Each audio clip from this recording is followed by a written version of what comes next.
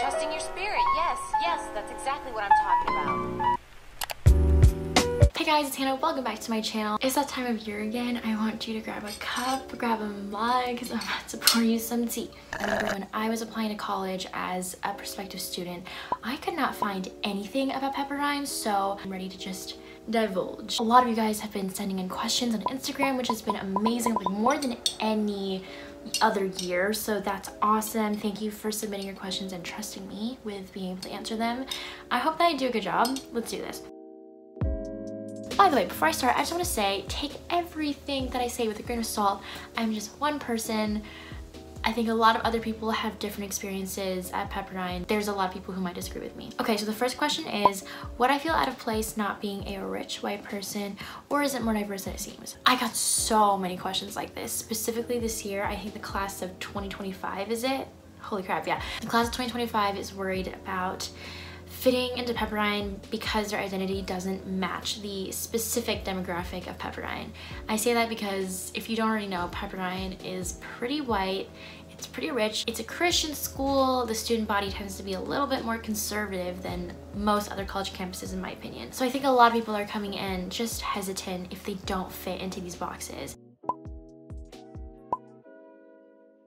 Most of my friends at pepperdine, interestingly, are minorities, which is interesting but not surprising because this is just like a cultural phenomenon that happens. Because when you're in a new environment with people that you might not feel comfortable with, you're going to congregate naturally towards people that you have more in common with, aka like cultural background and things like that. So even though I know pepperdine is a majority white school, it doesn't feel that white to me personally because so many of my friends are not white. Also, I just want to say, that whether or not you feel out of place at pepperdine largely depends on what you're already used to. For me, my hometown, growing up, I was always with white people.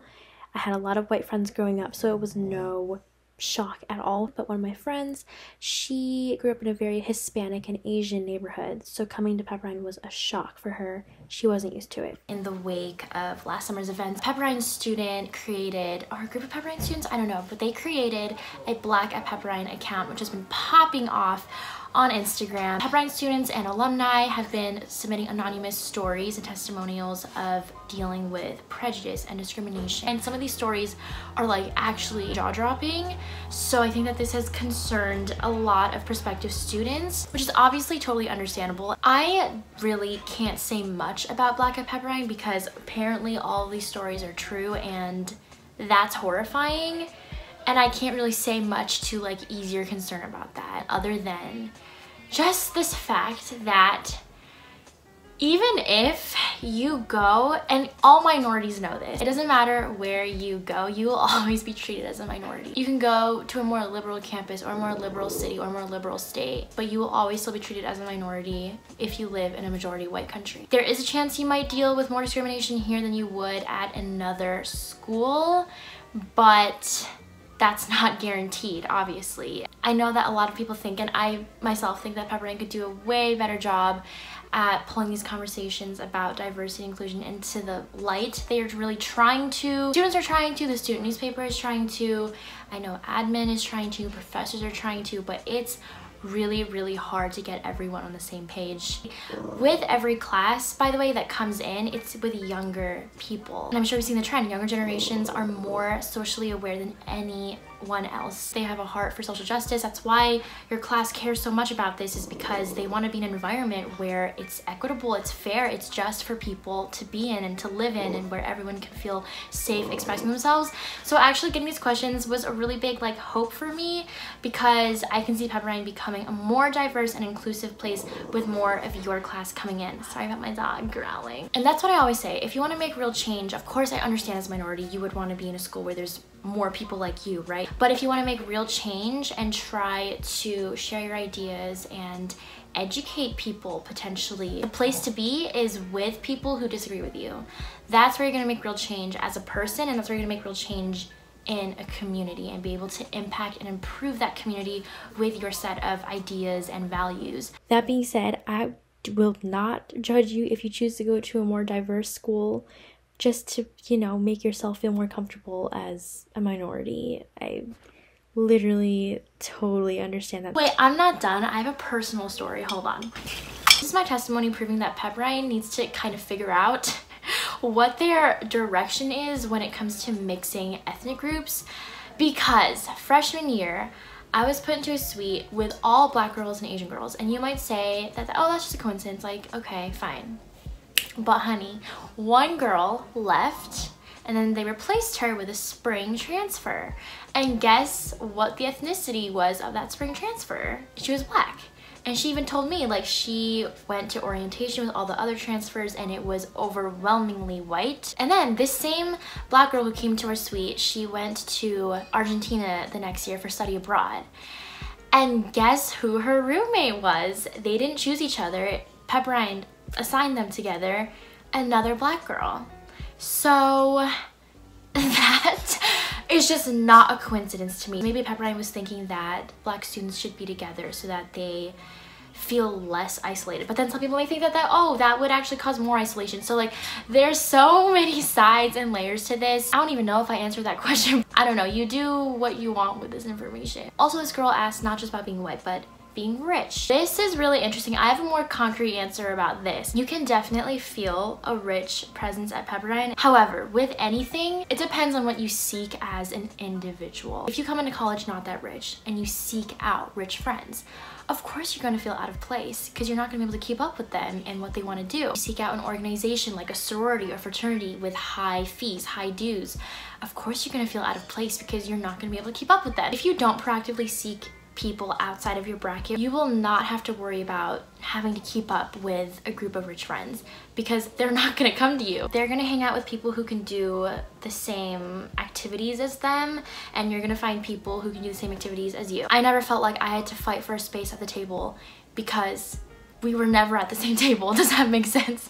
Like, I was at this table with my friends who can like eat out at normal restaurants, and they were at their table at like Nobu. I'm not trying to say that rich people are like super obnoxious about their wealth at Pepperdine. I actually feel like a lot of the people here, even though they do come from affluent families, are pretty aware of their privilege and are pretty aware that most college students do not have the same luxuries as them. I think when entering a new environment, a lot of us underestimate how many people are in the same boat as us. We forget that if we made it to Pepperdine with the amount of money that we had, with the grades that we had, with the background that we have, that maybe like we won't be the only ones here with that same background or the same concerns even. And that doesn't just go for Pepperdine, but literally any environment or any organization that you step foot into in the future. So I think conclusion is how you experience college is not necessarily by the makeup of that student body. Like, that obviously has an impact, but the main way you really experience college, experience life, is with the people that you surround yourself with. Okay, now I'm gonna talk about LGBT acceptance at Pepperdine. I got a few questions about how Pepperdine student body treats the LGBT community. I'm not a part of the LGBT community, so I asked my friend who is gay, and he basically said that Pepperdine student body is overall fine and very accepting. There's just not enough of an LGBT presence at Pepperdine. We do have a student club called Crossroads, an LGBT organization. We also have a scholarship for LGBT people, and those are great things, but there's just not enough LGBT people here. However, some people might disagree. Like my boyfriend, he's a senior, so he's a class above mine, and he said that there are a lot of LGBT people, openly LGBT people in his class. But for us, my grade, well, you can count them on one hand, I think. Also, my gay friend said that even if there are students who are not accepting towards LGBT people, most of them do not express that, because they know it's almost embarrassing to be anti-LGBT these days. However, I'm sure as an LGBT person at Pepperdine, you will still experience some microaggressions because there's just not enough of a presence there. Okay, this video is getting long, so it's lightning round time. Also, the camera shifted because I'm not gonna lie, it's been a few days since I recorded the other part. Do you feel like there are opportunities to grow in one's faith outside of Bible classes and chapels? Absolutely. There are a lot of Bible studies, Christian organizations, student groups, fellowships on campus. Every Thursday night there's this worship service called The Well. People really enjoy that. What do you wish you had done differently your first or second year at Pepperdine? This is a great question. I think that I should have gone to more office hours. I say that every single year. Every single year school starts, I'm like, I'm gonna go to more office hours. I'm gonna make friends with my professors. Like, I always hear about students having just like really good relationships with their professors, and that makes me want to have that as well. And then I just don't, especially if you don't actually need help. Like, I'm so smart, I don't need help. No, like a lot of the times I just would rather figure stuff out on my own or like with a classmate. I wish I had done that more. It's hard over Zoom. So this year I also have not done that yet. I'm using Zoom as an excuse. Like, if we were on ground, I wouldn't have done it any differently. In one of your videos, you explain work study, but I'm still a bit confused on the concept. If you don't mind, do you think you could explain it again? Work study is, in my understanding, the maximum amount of money that you can make through a work study job. So once you get your financial aid, you will see whether or not you received the work study opportunity. If you are work study eligible, then you can apply for jobs as a work study student. And usually employers and schools will prioritize work study applicants because the government is going to provide you your stipend, not the school. So let's say your work study award is $3,000. That's the maximum amount of money that you can work towards. So if you choose to work enough hours throughout the semester, you can obtain $3,000. And actually, I worked way over my work study award, and they still paid me because my employer was nice and chose to allow me to keep working. Pepperdine supplemented the rest of my salary above my work study award because they're nice. Like, if you don't choose to work that many hours, you might only get like $1,700 that semester, but you could have earned $3,000 if you chose to work that many hours. This girl's wondering if there's a heavy workload for your classes overall, like the workload at Pepperdine. This really depends on your professor a lot of the times. A lot of professors are just super lenient and nice, and a lot of Pepperdine professors will be a little bit harder on you. Overall, my personal experience, the workload has been pretty manageable. Of course, it's college, it's gonna be a little bit hard sometimes. It also depends on your major, okay? Like, I'm sure that a bio major has much more work than me as a marketing major. I don't think that I can objectively say that. And do you have any tips on getting a job on campus with no experience? Did you have a job freshman year? One of the perks of Pepperdine being a smaller school is that it is easier to obtain opportunities because you don't have that much competition. I think probably getting a job like that's pertaining to your major would be really hard to do at a big state school. But at Pepperdine, it's not terribly hard. My roommate had a computer science minor and she was able to get a position at like the IT department. I'm a marketing major and I got a marketing assistant job my freshman year with no experience. My resume was like looking a little empty, I'm not gonna lie, and I still got the job. So you can use Handshake. Pepperdine really loves Handshake. It's like LinkedIn, but specifically for students. And the biggest thing in my experience when you're getting a job is your personality during the interviews. You want to make sure that you come in prepared with questions. They want to know that you're interested. You want to come in confident and personable. You want to make the interviewer feel comfortable. You know, you can try to make it feel like more of a conversation than just an interview. And that's the biggest thing when it comes to jobs and stuff, is making sure that you vibe well, you know.